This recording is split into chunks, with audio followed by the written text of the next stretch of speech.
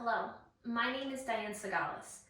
I developed a curriculum being utilized at the biotechnology pathway in Livingston High School in Livingston, New Jersey. Today, we're going to use models developed by the Milwaukee School of Engineering Center of Biomolecular Modeling and produced by 3D Molecular Designs to describe the process of CRISPR. Let's get started. Okay. Remember that the CRISPR-Cas9 system comes from the bacterial adaptive immunity. Yes, we all want to talk about CRISPR in terms of genome editing, but you have to remember that it comes from the adaptive immunity system within bacteria. If you understand this and its process behind that, you will be able to understand CRISPR. So let's quick look over adaptive immunity one last time real fast before we get into how the CRISPR-Cas9 system works. So here we have our bacterial cell. Remember, this bacterial cell is going to acquire a spacer that comes in from the virus. Remember that when this virus invades this bacteria, the virus wants the bacteria cell to make lots and lots of copies of it. Remember, a virus is not alive. It needs the bacterial host cell to make copies of it.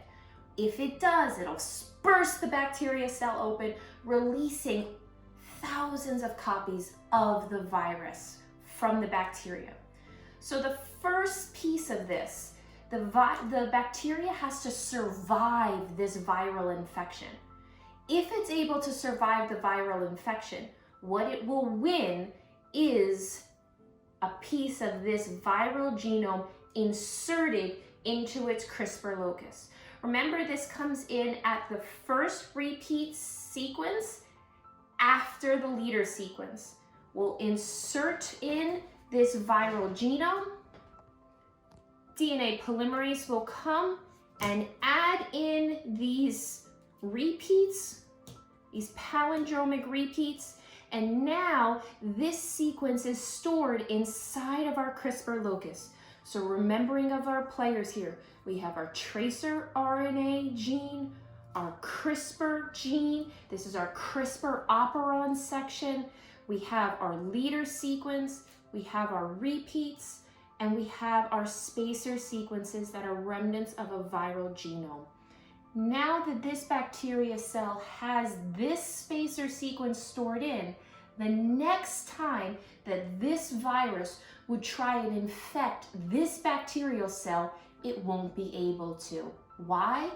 Because now we can go and make the adaptive immunity system work. We can make our mRNA copies, ribosomes can make our Cas proteins, RNA polymerase can come in and make a copy of all of our CRISPR array over here that can get processed down, matched complementary, and get loaded into our Cas9 protein. Once this happens, our CRISPR becomes activated. Let's look at this real close one last time before we start talking about how the CRISPR-Cas9 system works. Remember, we went into this last time in our last video as well. This is our CRISPR-Cas9 system. Once our dual RNA, tracer and CRISPR RNAs, tracer is orange, the CRISPR RNA is a mixture of my repeat and my spacer sequence. Once this dual RNA, this guide RNA loads into the Cas9 protein, now Cas9 becomes activated.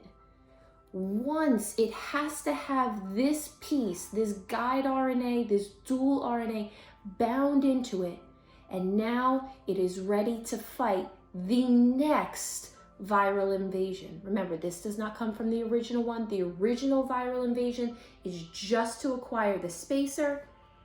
The subsequent viral invasions by this same virus that its remnants are stored inside of this sequence here will protect future bacteria cells from interacting with this same virus.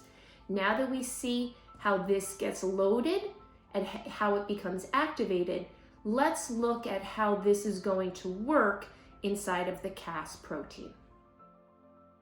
So let's look at comparing from the adaptive immunity model that we've been working with, that we're comfortable with now, with our white model, talking about our tracer RNA, our repeat and spacer sequence.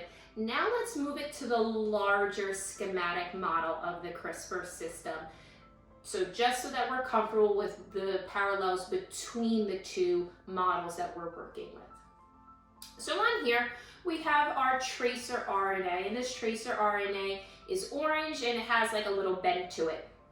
Look at what's happening here. So this is our full tracer RNA section, represented here again by these orange pieces. The reason why tracer forms these unique hairpin loops is because there is base complementarity between the different sections within tracer, and it forms these characteristic hairpin loops. In the 3D model, what will happen is it will be twisting around the Cas protein.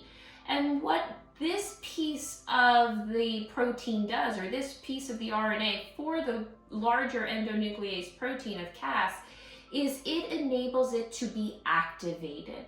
So it's going to hold it in place and it's going to activate the endonuclease.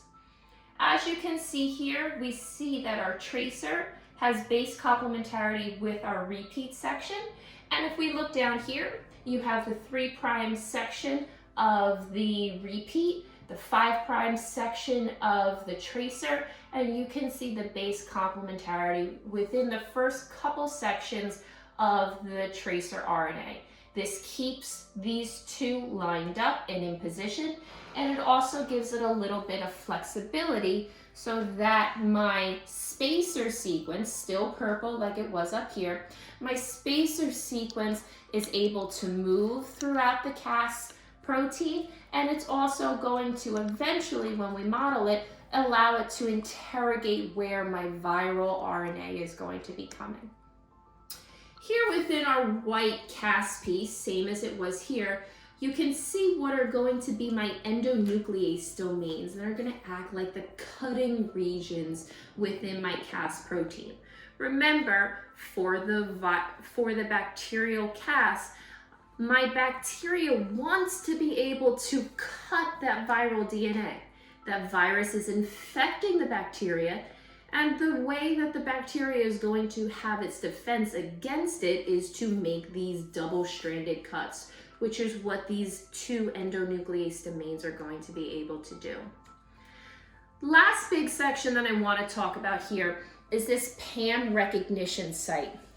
We know that down here, this is going to be where that C-terminal domain is within the globular Cas9 protein. And in one of those sections is going to be this PAM site. PAM stands for protospacer adjacent motif. Proto, that prefix, think of the word prototype. In there, prototype means original. But the Greek root protos means first. So our protospacer adjacent motif is always going to be just next to that spacer sequence when I'm looking at it on the viral double-stranded section of DNA. So it's going to be the sequence just next to where my viral DNA, my spacer sequence, is going to be cut from. So now let's look at what's going to happen within this system when a section of viral DNA comes in to invade the cell. So here we have a section of double-stranded DNA that would have come in from a virus. So remember, this would have been after a bacteriophage would have inserted its DNA into the bacteria. Remember, the phage's goal is to hijack the bacterial cell and to get it to make copies of itself. But Our bacteria, because it has a spacer sequence in it, because it has the CRISPR locus, it's able to mount an immune defense system, and that is what our CRISPR system is going to model. So let's take a look at how this is going to happen. We had just finished talking about and discovering this protospacer adjacent motif. Remember that it stands in S. pyrogenes, which is the SPI-Cas system that we are modeling here. The PAM sequence is NGG, N meaning any nucleotide at all. So you're going to have any nucleotide, GG. So here would be a PAM sequence, here would be a PAM sequence, here would be a PAM sequence, and they're going to find each themselves on both strands of the DNA. What will happen once this is bound, NGG, to the PAM site within the C-terminal domain, it will enzymatically call for the unzipping of the double-stranded DNA. Then, because remember we said that this has its flexibility because it's not completely bound to tracer, the spacer sequence is going to come down and interrogate the viral DNA, looking to see, do you match me? Remember, the spacer sequence came from a viral genome. So if this matches, this is not a friend and it needs to be taken care of. But you can see here that the sequence does not line up. So what will happen is that it will just zip itself back up and we'll come down to the next PAM sequence. Enzymatically open up, interrogate, doesn't work again. But that's okay because the PAM sequence is found on multiple locations, like we had seen just before, on my double-stranded DNA. Both on this strand, but also I've got PAM sequences up here. So let's see if one of those works. So if I come to here, NGG, I'm going to open up, enzymatically open up my sequence, and I have a match. So there's a couple special things in with the match. The first 10 nucleotides of the match is something called a seed sequence. So if we look 1, 2, 3, 4, 5, 6, 7, 8, 9, 10. These first 10 nucleotides are called a seed sequence. Those are the most important ones within this match. If, especially in terms of genetic engineering, which is something we'll get into, these first 10 pieces, these first 10 nucleotides, need to have a match. If there's any wobble within these, it will cause for the disengagement of the entire strand. These first 10 get interrogated very seriously. From here, it still gets interrogated seriously, but not as much. What will happen now that it's bound, remember this was from a viral genome. The fact that this matches completely says this is also from that same virus. So these pieces right here, remember we had called those the endonuclease domains. What they'll do is they'll break the phosphodiester bond in between the two nucleotides, causing a double-stranded break to occur. And with that, my guide RNA will disengage. It can get reused. My viral sections will come back together. So now I have my sequence kind of all patched together. It could just break. And with that, causing that double-stranded break, you're likely to not be able to make a functional protein.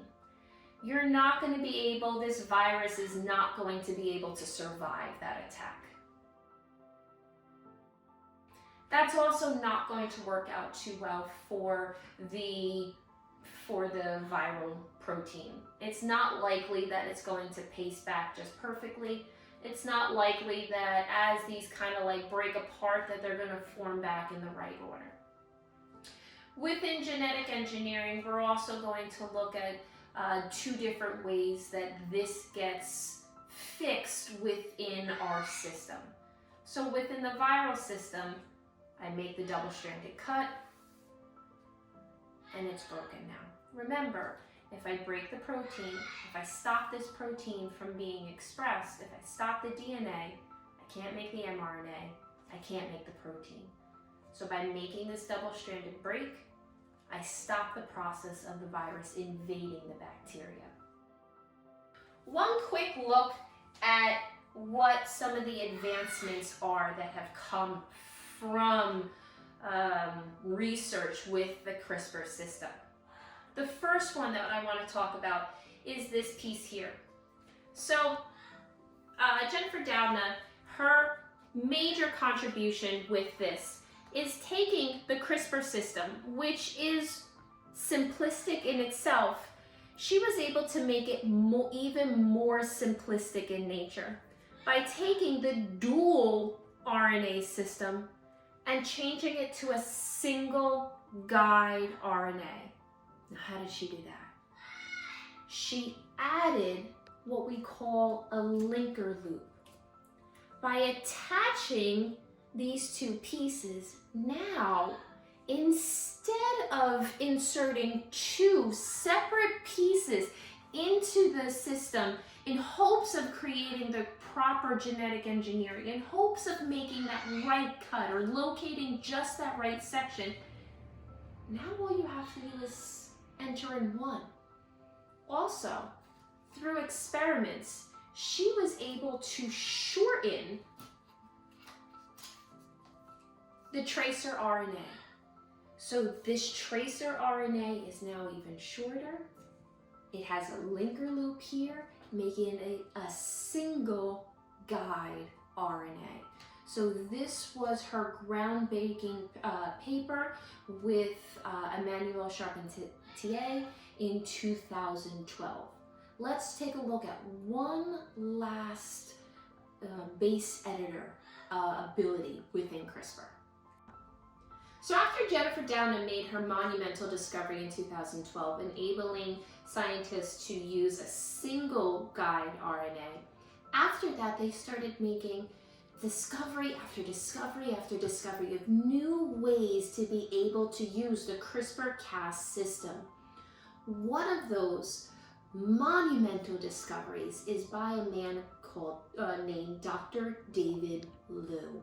He's out of the Broad Institute in Massachusetts, which is a collaboration between MIT and Harvard. What they were able to do is they took the CRISPR system, and first they made one very important change.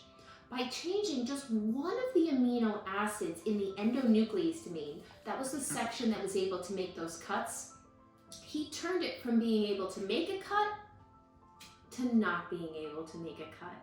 So now we're left with something called a nickase, which means it can make one cut, but not 2. So when we have the other piece that he added on was something called a cytidine deaminase. So think about what those words are with that. Cytidine, okay, that's a cysteine. Deaminase. Remember that cysteines can deaminate or lose an amine and become a uracil. So what would happen if a piece of DNA came in, got interrogated, was opened up and found to have a match to it? This would scoop up to where that cysteine bond is and deaminate it, changing it to a uracil. But now I have a uracil here, but I still have a guanine here. That doesn't work. Remember this nickase. This nickase would cause a nick to happen right here. And as that nick happens, now DNA polymerase comes in and realizes, whoa, whoa, whoa, we've got some crazy stuff going on. This U, I've got to make this a T. And now if I have a T, that means I should have an A up here. So I just went from having a cytidine and a guanine to having a thymine and an adenine. So I was able to change with Lou's base editor. I was able to change a CG to a T and then an A. Now, while that seems so simple, remember that most genetic mutations are a change in just one base. Some of the very important research that's going on with Lou's discovery is in Alzheimer's and cancer research. Those are two major diseases. And if we can be able to make a simple change, changing just one base, you can go from having a patient that has dementia to now possibly not having Alzheimer's at all. You can have a patient go from having cancer with a P53 gene that has now been disrupted so you can't have apoptosis, to now you potentially can. The avenues for base editing are just starting to open up, and there is no telling where this very inventive and this very exciting science will go. Only time will tell. I know the process of CRISPR can be a lot and there's a lot of moving pieces, but I really hope that this video helped to explain the process of CRISPR a little bit better for you. If you have any questions, feel free to ask them in the comments section just below. Additionally, I would love to keep in contact with you. Feel free to reach out to us via our Instagram and Twitter handles @LancerBiotech to stay up to date with everything that's going on within the biotechnology pathway. Additionally, teachers, if you have any questions regarding the activities, the models, or worksheets that go along with what we were discussing today in this video, feel free to connect with me via LinkedIn. All of that information is just below in the description of the video. I look forward to working with you soon.